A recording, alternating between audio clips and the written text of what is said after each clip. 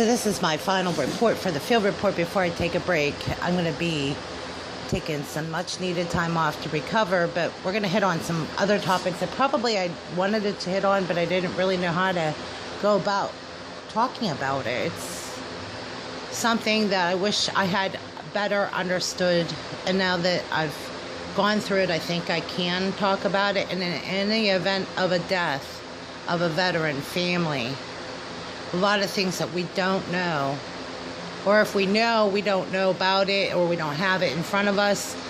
It's having preparation. There's a lot of veterans that are dying, and there's a lot of people that have served that are dying from illnesses related to maybe injuries or just maybe something that happened altogether. And what I wanted to point out to you is that I had to look into it recently too. Okay, that's why I'm talking about it. And I want people to understand, when you are encountering a crisis, especially something that you know could be fatal, you start to think differently about life. And that's what I'm going through right now. And I started doing some homework about what to do, how to prepare in the event of my death. It's something I never realized how important it was until I was confronted with some situations recently. So what I did is I did some homework, and I have some links. I want to put I just don't want to get too much into it. How people prepare and plan for this is, you prepare your family by doing that. You're really going to help them through it, because they're going to be the ones that are going to have to deal with some of the stuff that comes with it.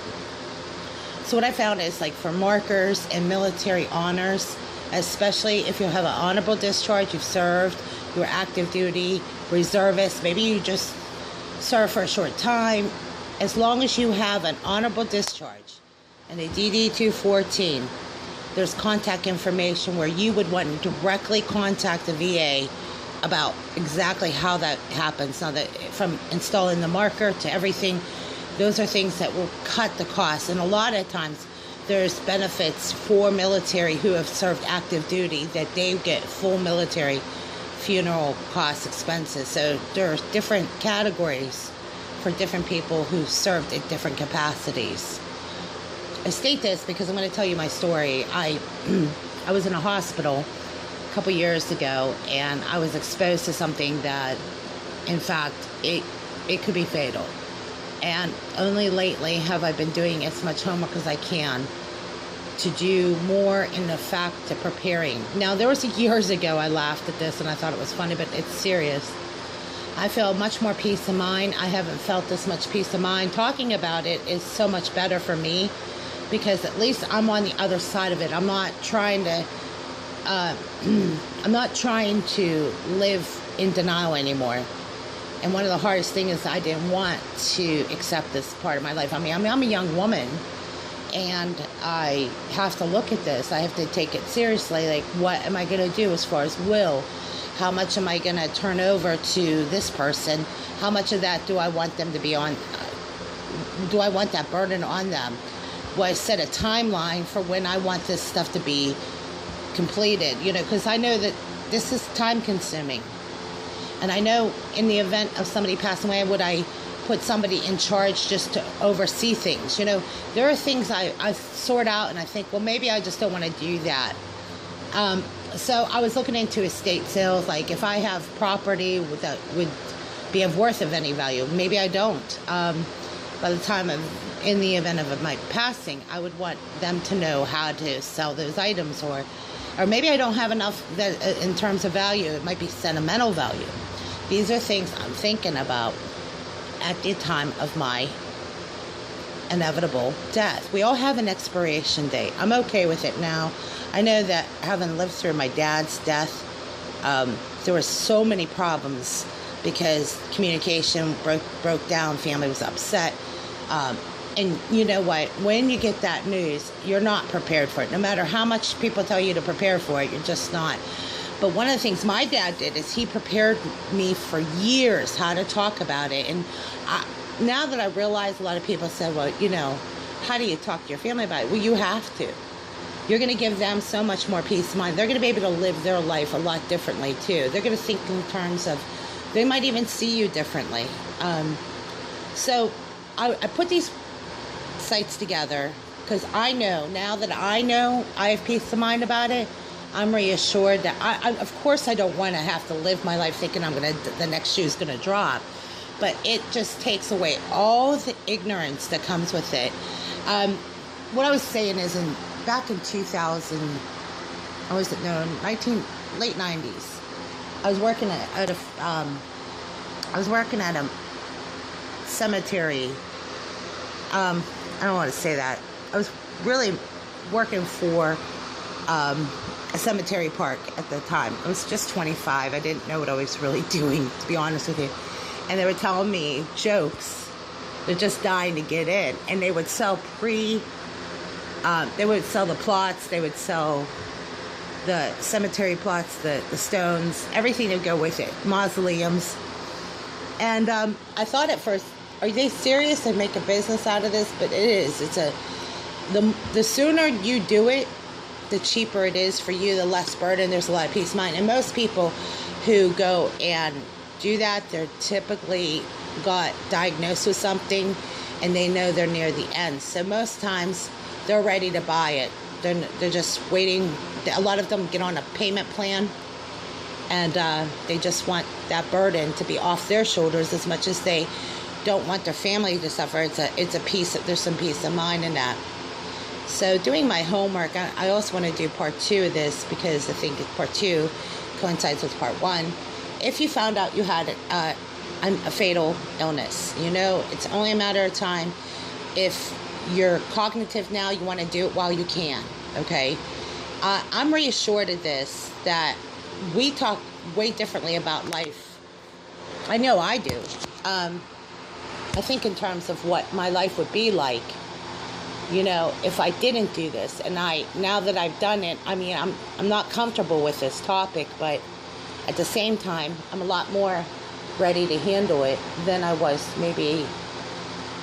I mean, really, it's just that it's up to this point. I don't know if I would have wanted to talk about it.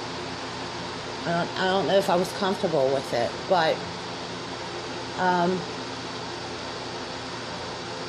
yeah, I just think it's the wise thing to do. It's sort of helped me sort out how life is so simple and is so precious, and all the questions I ever had about why was I born, if I didn't have a good relationship with my family, then why was I born to begin with? That was all changed.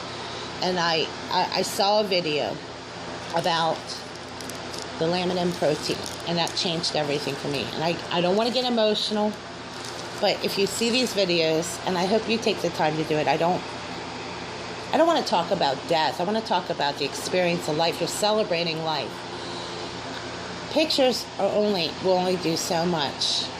It's your memories, it's your stories, it's being able to joke around and being able to leave behind a legacy. And I thought one of the things I always liked about what I created at the Field Report was because I know that I could always pass this down. It's intellectual property, but it's something that meant something to me. So hopefully, if anything ever happened to me, that they would have that legacy. They would have memories attached to that.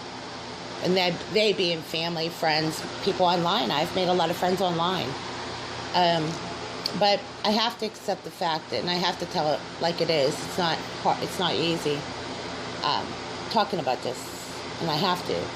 The reason I'm taking time off is because I'm that sick, and I can't work anymore. And I'm putting up that rotation up there, but I really am in trouble. I'm not getting better, is what I'm saying. And as hard as that is for me to talk about, it's better that I do. At least people know where I'm coming from. It's been going on for a while. I couldn't have much of a normal life for years after what happened. I kind of, even reluctantly, I had to let my marriage go. Didn't want to. He had already made decisions long before I even made that decision, but internally, I learned to accept and let it go. I went through a lot of anger, and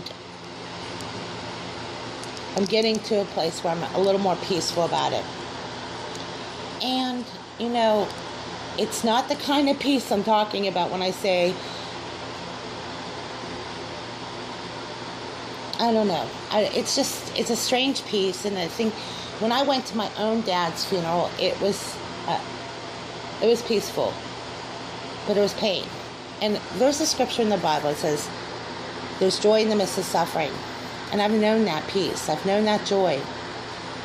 If I ever had any want or need for anyone around me, the people that care about me or whatever, I would want them to enjoy life. And I want them to not get hung up on the things that went wrong, because there are a lot of things that went wrong.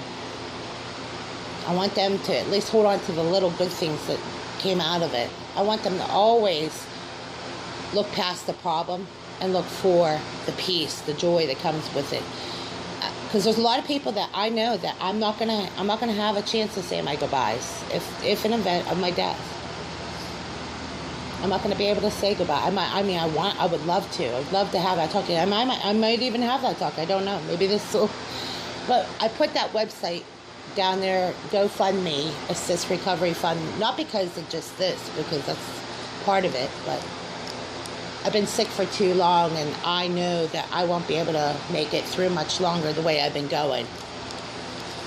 And I made some hard choices.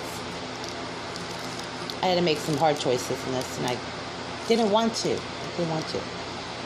I hope there's a turnaround. That my hope is it turns around. I never have to live this, but I prayed a lot of prayers. And it's not me that's going to change this. It's going to be the Lord. And I've tried to make peace with some friends, and I've tried to make peace with my family, and it didn't go real well. That really hurts me. If anything, it's that kind of rejection. It's like you want things to go better, especially when you get this kind of bad news. You don't want to get the reaction that I've been getting. And I understand that some of that's selfish and that's pain, and some of it I don't think they understand. I don't know that they would believe me anyway if I told them the truth about everything that happened. I don't know that I want to go into all of it, though. I think they heard enough, believe me. So why I talk about this is because I want to get a little more personal. I want to at least take the time to enjoy what's the good time that I have. Well, I'm cognitive and I'm alive and I still got a lot of living to do. Believe me, I'm not planning on checking out anytime soon, but I do know with the condition I have, it's fatal. And I've been close. So I'm very fortunate that I'm not dead. Thank God for that. But I do have to accept the reality. That's kind of what happens when you're exposed to something that's fatal. And I've been angry about it. I thought people would understand, but if you're not communicating about it, how would they know? And the last 5 years, I've really pushed myself too hard, wanting to do things I know I'm not capable of doing, trying to make people happy. I know I'll never make happy. It won't matter how many times I try to work and put in a couple hours shifts here and there. I'm at the point now that it actually could be to my detriment to work too much. I'm just happy that I have a little peace about it. I'm not sure I was expecting that, but I do have some peace, and I want to talk about it, and I want to communicate, because I know there might be people with me who have been there and you're going through the same thing. You don't want this to happen. It's not like something you planned out. But if you do the right thing by planning it and thinking in terms of having peace of mind about it, you can handle it. You can work it out. You can talk about it. And I'm at the point where I'm okay with it. I don't know that I would have been okay with it at first. I cried a lot about this. But I have a little bit more clarity, and I think I can handle talking about it a lot differently now. So I'm going to end this post with this. I just hope you take the time to listen to this. You might not. It might not even be something right up your alley. It's probably not even a topic most people want to touch on. I understand that. But for the fact I'm posting it, just for mere fact, it makes me know that I at least did that much, and I was planning it out, preparing it the way I needed to, the right way. Well, with that, I'm going to sign off here. God bless you.